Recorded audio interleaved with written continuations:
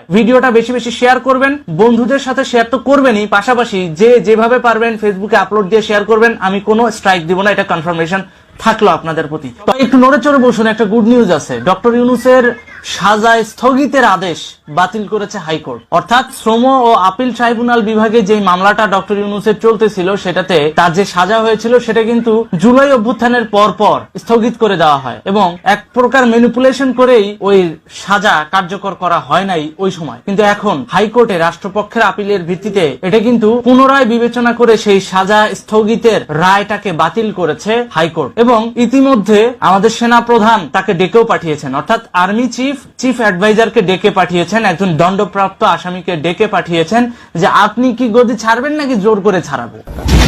তবে ভাই যাই করেন, একটা পরামর্শ থাকবে, পরামর্শটা এটাই, ডক্টর ইউনূস যেন দেশ ছেড়ে পালাইতে না পারে, তাকে কারাগারে পাঠান।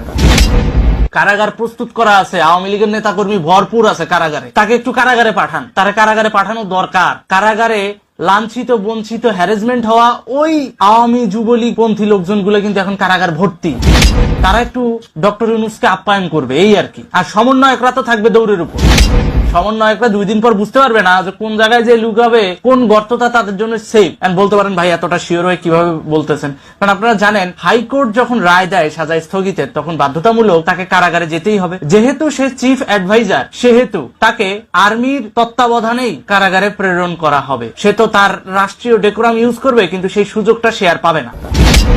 কারণ শ্রম আইন এটা ইন্টারন্যাশনালি এতটা ভ্যালুয়েবল আইন, এই আইনে যদি কোনো ব্যত্যয় ঘটে তাহলে এটা ইন্টারন্যাশনালিও ক্ষমা পাওয়ার অযোগ্য। সুতরাং বুঝতেই পারছেন ডক্টর ইউনূস কি পরিমাণ দৌড়ের উপর থাকবে। আর পিনাকি ইলিয়াসের কথা বলি, পিনাকি ইলিয়াস এরা দুইজন গ্লোবাল টেররিস্ট হিসেবে ঘোষিত হবে, কারণ এরা এক জায়গায় বসে দুর্বৃত্তায়ন করে, সাইবার দুর্বৃত্তায়নের মাধ্যমে পৃথিবীর অন্য একটা দেশকে আক্রান্ত করে তারা সেখানে মব জাস্টিস, জঙ্গি হামলা, হিজবুত তাহরিরের মতো জঙ্গি সংগঠনগুলোকে ইউজ করতে পারে।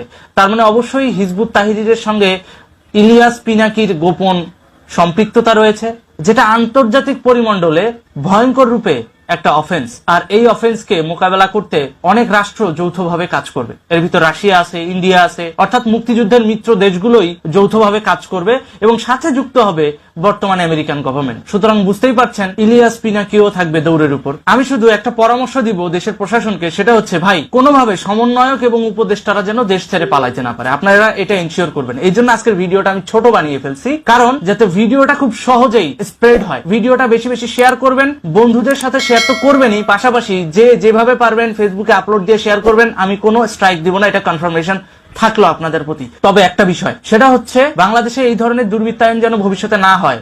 ভবিষ্যতে কোনো সাজাপ্রাপ্ত আসামি যেন শুধুমাত্র সাজা খাটার ভয়ে বাংলাদেশকে জিম্মি করতে না পারে, এ ব্যাপারে বাংলাদেশ সুরক্ষা আইন কিন্তু আমাদের তৈরি করতে হবে। এবং ভবিষ্যতে সেই পদ্ধতি বাস্তবায়নের জন্য কি কি করা উচিত বলে আপনি মনে করেন সেটা আমাদের কমেন্টে জানাবেন। ভালো থাকুন, সুস্থ থাকুন। আজকের ভিডিওটা এ পর্যন্তই।